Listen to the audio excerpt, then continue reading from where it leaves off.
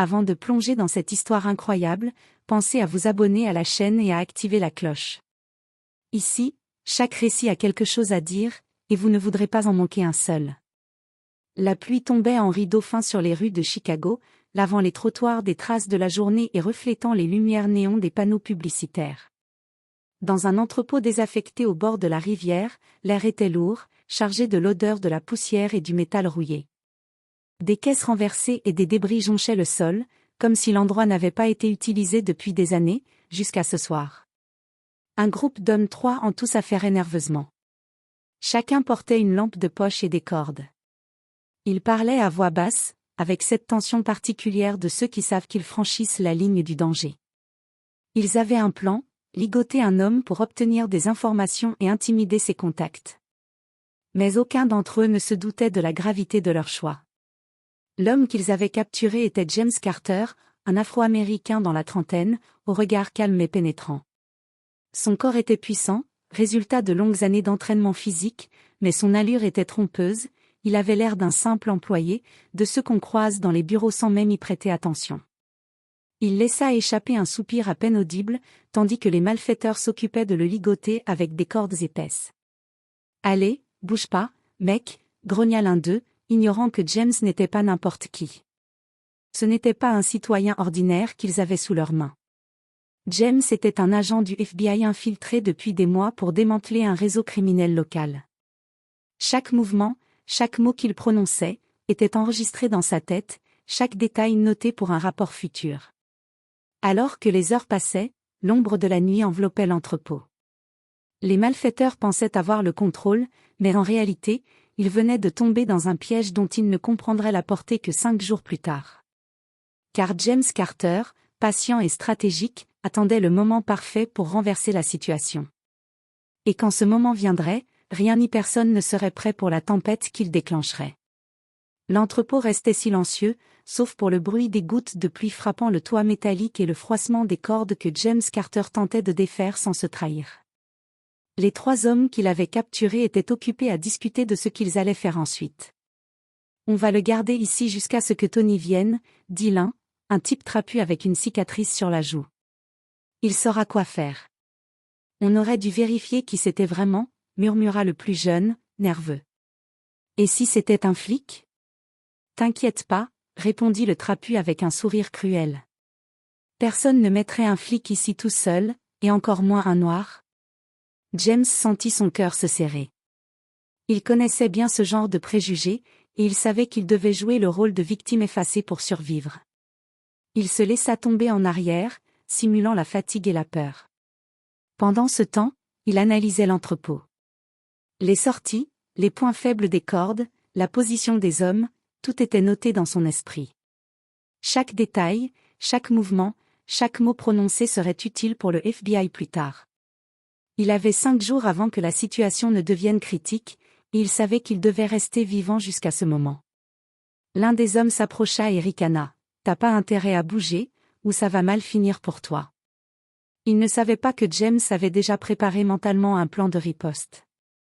Chaque geste que James faisait semblait insignifiant, mais il préparait en réalité son futur assaut, comment se libérer, comment neutraliser les agresseurs, et surtout, comment les amener à se trahir eux-mêmes. Le piège venait à peine de se refermer.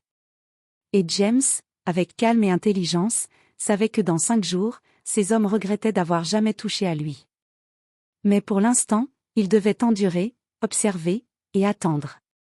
L'agent du FBI à l'intérieur d'un entrepôt minable n'était plus un homme ordinaire, il était le stratège invisible, prêt à frapper au moment exact. Le 2e jour dans l'entrepôt, l'atmosphère était devenue encore plus lourde. La pluie s'était arrêtée, mais l'humidité persistante rendait l'air étouffant et les murs semblaient se rapprocher. Les 3 hommes commençaient à montrer des signes de nervosité.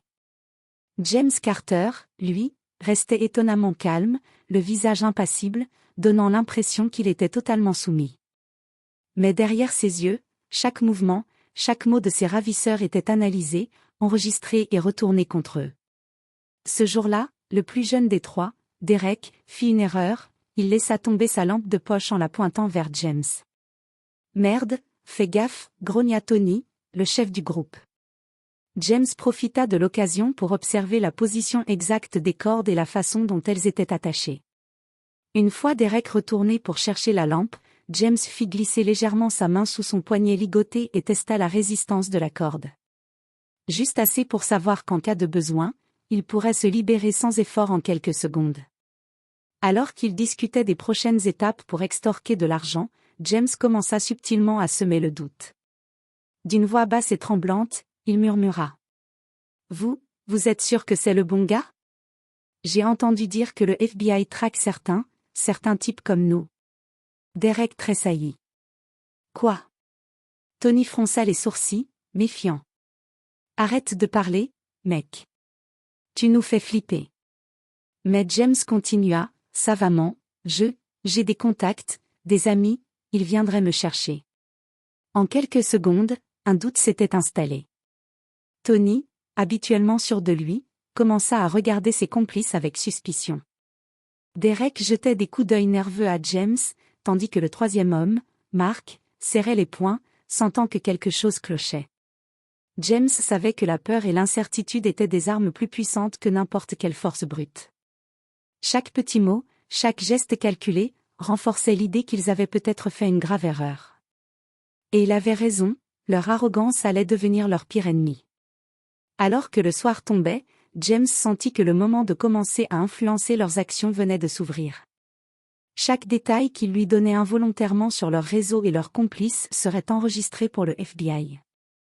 Il n'était plus seulement un prisonnier, il devenait un espion invisible, manipulant ses ravisseurs sans qu'ils s'en aperçoivent. Et il savait qu'en 5 jours, chacun de ces hommes comprendrait, trop tard, qu'il venait de s'attirer une tempête qu'il n'avait jamais imaginée. Le 3e jour, l'atmosphère dans l'entrepôt était devenue électrique. L'angoisse des 3 hommes avait doublé, et leur arrogance initiale s'était transformée en nervosité palpable. James Carter, toujours calme, avait observé et attendu le moment exact. Il savait que pour survivre et retourner complètement la situation, il devait agir avec précision et discrétion. Derek, le plus jeune, commença à montrer des signes d'impatience. Je crois qu'on devrait appeler Tony et lui dire, enfin, qu'on sait pas si c'est le bon gars.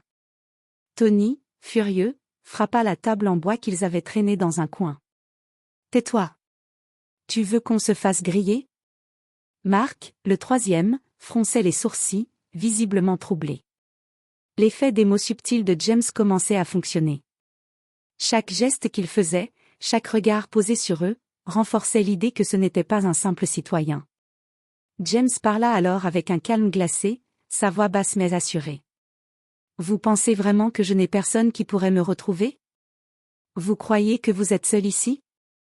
Vous vous trompez. » Derek recula légèrement, tandis que Tony lança un regard furieux mais incertain vers Mark. La peur commençait à ronger leur complicité. Profitant de ce moment, James bougea légèrement, un simple frôlement de main sur la corde. Il ne faisait pas encore un geste direct, mais la précision de son mouvement montrait qu'il savait exactement où agir si nécessaire. Soudain, un bruit dehors fit sursauter les 3 hommes. James avait entendu, dans leur discussion, que le quartier était surveillé par la police locale. Avec un léger sourire intérieur, il savait qu'il allait utiliser cette peur contre eux. « Qu'est-ce que, vous entendez ?» demanda Derek, la voix tremblante. James répondit calmement, « C'est eux, ou peut-être d'autres. Vous n'êtes pas prêts pour ce qui arrive. » À cet instant, la peur devint panique. Tony essaya de reprendre le contrôle, mais James vit son ouverture. Un mouvement subtil de poignet, un relâchement calculé d'une corde, et Derek fut légèrement déséquilibré. Cela suffit pour semer la confusion totale. James savait que dans moins de 2 jours, il aurait toutes les cartes en main. Il ne s'agissait plus seulement de survie, il s'agissait de révéler la vérité, de faire tomber ses ravisseurs et de les neutraliser avant qu'ils ne puissent s'échapper ou alerter d'autres complices. À l'extérieur, le monde continuait son cours, ignorant que dans ce petit entrepôt, un agent du FBI préparait une tempête silencieuse qui allait éclater dans 5 jours, laissant derrière elle des hommes brisés par leur propre arrogance et ignorance. Le 4e jour, l'entrepôt était plongé dans un silence presque surnaturel. Les 3 hommes, fatigués et nerveux, avaient à peine parlé depuis le matin. James Carter, lui, respirait calmement, concentré sur le moment qu'il savait imminent. Tout était prêt. Chaque geste, chaque parole de ses ravisseurs, chaque faiblesse avait été mémorisée et analysée. Alors que Tony inspectait la pièce d'un air suspicieux, James bougea subtilement son poignet, assez pour relâcher une corde sans que personne ne s'en aperçoive. Derek, observant l'action de loin, ne remarqua rien, absorbé par sa propre peur. Mark, quant à lui, commençait à douter de la solidité de leur plan, et la tension entre eux montait à chaque seconde. Puis James parla, calmement mais fermement. « Vous pensez que vous avez le contrôle ici, mais vous vous trompez. » Les trois hommes se figèrent. Leurs regards passèrent de l'incompréhension à la peur. James profita de ce moment pour utiliser un petit gadget caché dans sa manche, un dispositif discret de communication avec le FBI, et envoya un signal silencieux. Il ne restait plus qu'à attendre que la réponse arrive, et il savait qu'en quelques minutes, le renversement serait complet. Soudain, le bruit des sirènes retentit à l'extérieur, et la panique éclata. Tony cria « Quoi ? Comment ils ont su ?» James, avec un calme glacial, se libéra entièrement de ses cordes. En un instant, il neutralisa Derek avec une clé de bras bien placée et bloqua Tony contre le mur. Mark tenta de s'échapper, mais James le maîtrisa en quelques secondes. Chaque mouvement était précis, chirurgical, résultat de son entraînement intensif et de sa patience de plusieurs jours. Les agents du FBI, alertés par le signal discret, firent irruption dans l'entrepôt quelques instants plus tard. Les trois ravisseurs furent arrêtés, confus et terrorisés, réalisant enfin qu'ils venaient de s'attaquer à un agent fédéral. James, respirant calmement, fixa ses ravisseurs ligotés et murmura « Vous ne savez jamais à qui vous avez affaire, jusqu'à ce qu'il soit trop tard. » Le FBI récupéra les informations que James avait subtilisées pendant ces 4 jours, preuve contre un réseau criminel local, et tous les hommes furent placés en détention. L'entrepôt, autrefois lieu de peur et de danger, était maintenant le symbole d'un retournement spectaculaire. L'homme qu'ils avaient cru faible avait été le plus puissant d'entre eux. Et pour James Carter, cette mission, marquée par 5 jours de patience et de stratégie, avait rappelé à tous que sous-estimer quelqu'un pouvait être fatal. 5 jours après le début de cette captivité, la ville reprenait son rythme normal. Les sirènes s'étaient éteintes, et l'entrepôt désert était redevenu silencieux, vide de tout sauf de souvenirs de peur et de surprise. James Carter se tenait devant le FBI, entouré de ses collègues et supérieurs. La mission avait été un succès complet. Non seulement il avait survécu à une situation extrêmement dangereuse, mais il avait également collecté des preuves cruciales qui allaient permettre de démanteler un réseau criminel étendu. Ses ravisseurs, désormais en prison, comprenaient enfin l'ampleur de leur erreur. Sous-estimer un homme qu'ils pensaient faible pouvait se révéler mortel. « Vous avez tous vu ce qui s'est passé », dit James lors du rapport final. Ce n'était pas seulement une question de force ou de courage. C'était une question de patience, d'observation, et de stratégie. Vous ne savez jamais qui se cache derrière une apparence ordinaire. Les agents présents hochèrent la tête. L'histoire de James devint rapidement un exemple au FBI pour former les nouveaux agents, comment rester calme sous pression, comment utiliser l'intelligence et la psychologie pour retourner une situation désespérée à son avantage. Quant aux 3 ravisseurs, Tony, Derek et Mark, leur arrogance avait été remplacée par une leçon amère.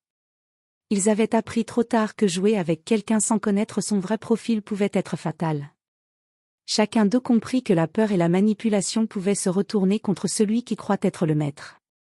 James, lui, repartit avec un calme serein, conscient que sa patience et sa maîtrise avaient fait la différence.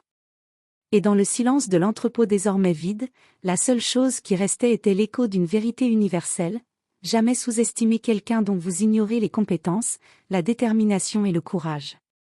La ville pouvait continuer à tourner, inconsciente de ce qui venait de se passer dans ce petit entrepôt. Mais pour James Carter, et pour ceux qui connaissaient l'histoire, cette mission resterait à jamais la preuve qu'un esprit calme et stratégique peut vaincre même la force la plus brutale.